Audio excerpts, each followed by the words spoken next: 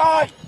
একই সাথে যারা উপদেষ্টা রয়েছেন, আজকে আমরা অনেক উপদেষ্টাকে দেখেছি খুনিদেরকে পুনর্বাসন করার বক্তব্য দিতে। আমরা সেই সব উপদেষ্টাদেরকে মনে করিয়ে দিতে চাই, ছাত্র জনতার অভ্যুত্থানের মধ্য দিয়ে আপনি উপদেষ্টা হয়েছেন।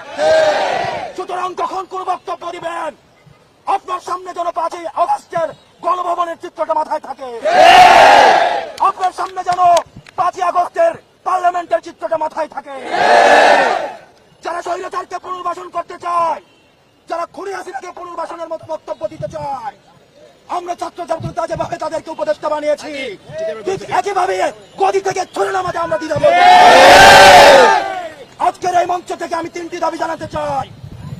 1 নম্বরে, যারা খুনিদেরকে পুনর্বাসন করার জন্য ব্যাকস্টেজে মেকানিজম করছেন, আপনাদের এই প্লটিং এর আমরা বিলটাত ভেঙে দিব। এবং আমরা বলতে চাই, আমরা সচেতন করে দিতে চাই উপদেষ্টাদের, আপনারা সচেতন হয়ে যান, আপনাদেরকে ছাত্র জনতা প্রতিহত করবে। সুতরাং খুনিদেরকে পুনর্বাসন করার কোন ধরনের চিন্তা আপনারা করবেন না। আমার 2 নম্বর আহ্বান মিডিয়া ভাইদের প্রতি, গণমাধ্যমের সাথে আমাদের সৌহার্দ্যপূর্ণ সম্পর্ক, আমাদের তাদের সাথে সৌহার্দ্যপূর্ণ সম্পর্ক ছিল, আছে এবং থাকবে। আমাদের আন্দোলনকে সার্বজনীন করার ক্ষেত্রে গণমাধ্যমের অবদান অনস্বীকার্য।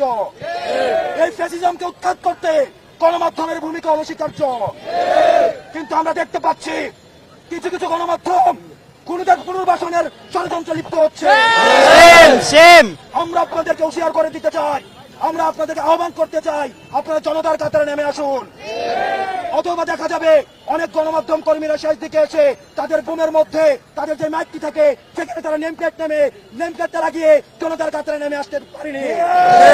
সুতরাং আপনাদের জন্য সেই ভবিষ্যৎ না হয়। সর্বশেষ বলতে চাই, আন্তর্জাতিক অপরাধ ট্রাইব্যুনালে খুনি হাসিনাকে প্রধান আসামি করে এবং অন্যান্য যারা তার সহযোগী ছিল, এই ফ্যাসিজমের যারা ফুল সোলজার ছিল, তাদেরকে আসামি করে এই অন্তর্বর্তীকালীন সরকারের কাছে আমরা দাবি করছি, খুনি হাসিনাকে আসামি করে আন্তর্জাতিক অপরাধ ট্রাইব্যুনালে মামলা দায়ের করতে হবে। রক্তের দাগ এখনো শুকায় না, বাতাসে রক্তের গন্ধ এখনো যায় না, মেডিকেল আহতরা কাতরাচ্ছে। সুতরাং আপনাদের স্পর্ধা হয় কিভাবে আপনারা জনতাকে অস্বীকার করে খুনিদেরকে পুনর্বাসন করবেন? যারা শিক্ষার্থী এখানে রয়েছেন, আমরা আপনাদেরকে বলতে চাই, ক্যাম্পাসে ছাত্রলীগের চলে আসা দখলদারিত্বের যে রাজনীতি, হল দখলের রাজনীতি, ক্লাসরুমের যে রাজনীতি, স্বৈরাচারকে ফুট সোলজার হিসাবে পালন করার যে রাজনীতি, এই রাজনীতি ক্যাম্পাসে পুনর্বাসন আর কোনোদিন হবে না।